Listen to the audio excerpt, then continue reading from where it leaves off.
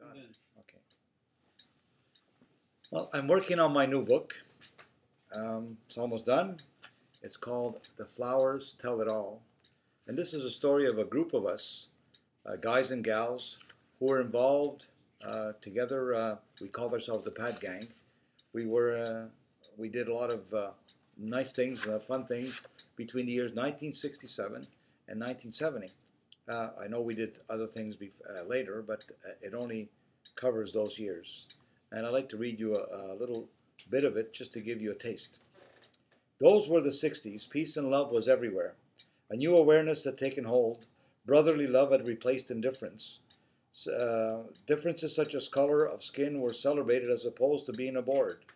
People embraced one another in the true spirit of love.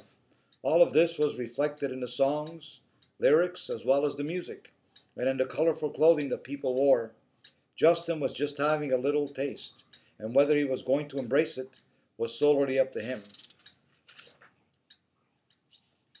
Now, I'd like to dedicate this story. This is in honor of Spiller Joe and Mr. Smiles Tino, without whom our lives would not have been so enriched. Unfortunately, we just recently lost two members of our little gang, and this is what I guess spurred me to write the story.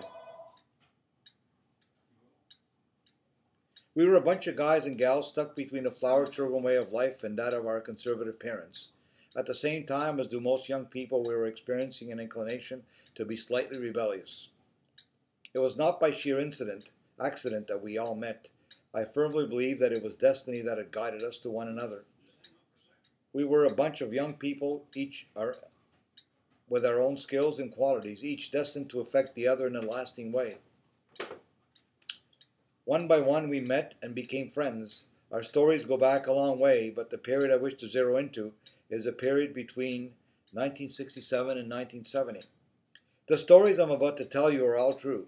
The people as well as the places are real, and the events and incidents are incidents that really happened.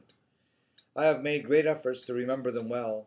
I have also conferred with the others who share this story in order to clarify certain details. One thing I will admit to is that all of us have some-timers. That is, sometimes we remember and sometimes we don't. Some dates may be incorrect, but if so, only slightly, and that will not have any negative bearing on the story whatsoever. The names are real. They are the real names of those who the story is about, and with their blessing, as I do this story, I share them with you. And I'm just going to share with you just one little story here. That I really loved it. Many a story belongs to the Pad Gang. There were many befores, durings, and afters. There were stories of encounters, of friendships, of love, stories of gladness, of disappointments, and of forevers. It was Sunday, August the 4th, 1968. St. Raymond's Parish in NDG was immersed in festivities. Each year at this time there would be a celebration of a saint. As usual, on this feast day, many people were out and about. The Italian marching band prepared to lead the procession. The statues of the saints were well fastened to the vehicles that would ferry them. The banner bearers excitedly moved about, and people were getting themselves in place to march behind a parade. This would be the day that would change the life of two young people forever. A red Firebird parked on Wilson Street just across the St. Raymond's Church. The two occupants of the vehicle, the driver who lived right there and his young friend, had intentions of watching the festivities which were about to take place. They got out of the car and stood on the sidewalk awaiting for the procession to begin.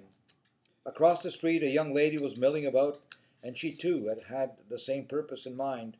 Could it have been the sounding of a trumpet, the chiming of the bells, or just pure destiny that her eyes caught sight of the young man who had just got out of the passenger side of that car? Immediately, an imprint of the young man was registered in her heart. That evening, as the festivities continued at Oxford Park, a second encounter between the two young people took place. "This is Linda. This is Frank." The introductions were made. Frank was the young passenger who had got out of the Firebird on Wilson Street that morning, and Linda was the young lady who had been milling about, and in whose heart the imprint of the young man had been made. There were no trumpets, there were no bells, thus one must assume that it was destiny that had interfered. The evening continued, bathed in festivity, camaraderie, and fun. The Italian marching band played old Italian tunes. The adults delighted in the music, while the children scurried about playing their fun games. The evening finally ended with a display of colorful fireworks.